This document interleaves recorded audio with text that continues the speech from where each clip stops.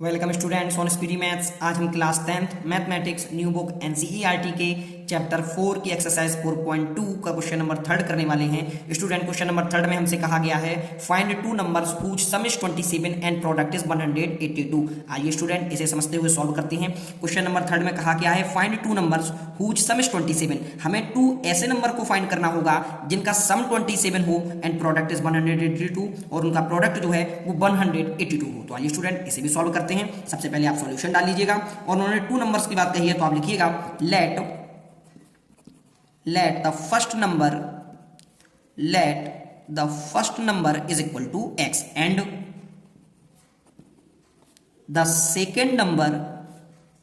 Student अब आप गौर से देखिएगा, हमने फर्स्ट नंबर को x कंसीडर्ड किया है और जो सेकंड नंबर होगा हमारा वो होगा 27 माइनस एक्स। अब आप देखिएगा कंडीशन पर चलिएगा। उन्होंने कहा कि टू नंबर्स हैं जिनका सम 27 है। आप x और 27 माइनस एक्स का जब आप सम करते हैं तो पॉजिटिव x और माइनस का x कट जाता है तो केवल 27 बचता है, जो कि आपके क्वेश्चन में कहा गया है। अब हम चलते हैं सेकंड कंडीशन पर जिसमें कहा गया है कि उन दोनों नंबर का प्रोडक्ट भी दिया है 182। तो आइए स्टूडेंट अब आप सेकंड कंडीशन पर चलिए। तो आप लिखिएगा अकॉर्डिंग टू क्वेश्चन उनका प्रोडक्ट दिया गया है तो आप प्रोडक्ट कीजिएगा x into 27 minus x is equal to 182। आइए स्टूडेंट इसे सॉल्व कीजिएगा।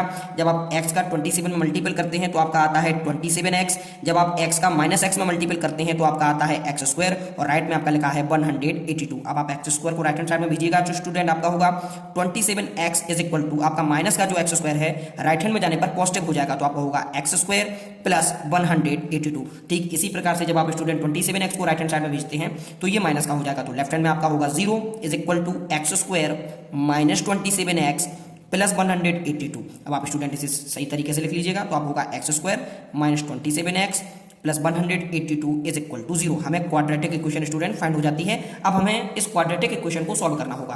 तो सबसे पहले स्टूडेंट मैंने आपको बताया था इस एक्सरसाइज के क्वेश्चन नंबर फर्स्ट में सेम पैटर्न पर हमें ये करना है। तो आप सबसे पहले यहाँ पर डाल लीजिए रफ वर्क। जो मैं आपको बता रहा हूँ ये रफ वर्क है जो कि आपकी हेल्प करेगा इस क्वाड्रेटिक इक्वेशन को सॉल्व करने में। तो स्टूडेंट सबसे पहले हम इस क्वाड्रेटिक इक्वेशन को a x square plus b x plus c के form c is equal to 0 के फॉर्म से कंपेयर करते हैं। तो स्टूडेंट आप देखिए यहाँ एक्स स्क्वायर का कोफिशिएंट a है, यहाँ पर हम 1 मान सकते हैं तो a की वैल्यू हमें फाइंड होती है 1। ठीक इसी प्रकार से x का कोफिशिएंट यहाँ b है, यहाँ माइनस का 27 है तो b की वैल्यू स्टूडेंट हमें फाइंड होती है 27। c की वैल्यू यहाँ पर स्टूडेंट 182 है तो आप लिख लीजिएगा c इज इक्वल टू 182। आइए स्टूडेंट अब आप जब a b और c की वैल्यू को फाइंड कर लेते हैं तो आप करते हैं a इंटू सी। तो आप a इंटू सी कीजिएगा। जैसे ही आप a इंटू सी करते हैं तो 1 इंटू 182 का मल्टीपल करने पर आपको मिलेगा 182। अब आप स्टूडेंट 182 के इस प्रकार से 2 फैक्टर कीजिएगा कि उनका ऐड कर दें अगर हम तो हमारा माइनस का 27 हमें मिल जाए और मल्टीपल कर दें तो हमें 182 मिल जाए। तो आप जब स्टूडेंट 182 का आप फैक्टर करते हैं तो आपको 2 डिजिट मिलती हैं। वो डिजिट है माइनस की 13 और माइनस की 14। आप दोनों को ऐड कीजिएगा। जो ही आप दोनों को ऐड करते हैं तो आपका 27 आता है और जब आप इनका मल्टीपल करते हैं इस तरीके से तो आपका 182 फाइंड होता है। तो जो मिडिल ब्रैकेट है स्टूडेंट मिडिल टर्म है, आप मिडिल टर्म को इन 2 टर्मों में आप एक्सपेंड कर दीजिएगा। तो आप लिखिएगा x square minus 13x minus 14x plus 182 is equal to 0। I hope आप स्टूडेंट इस प्रोसेस को समझे होंगे। इसमें हम सबसे पहले कंपेयर करते हैं a x square plus b x plus c से ए बी और सी की वैल्यू को फाइंड करते हैं, ए इंटू सी निकालते हैं।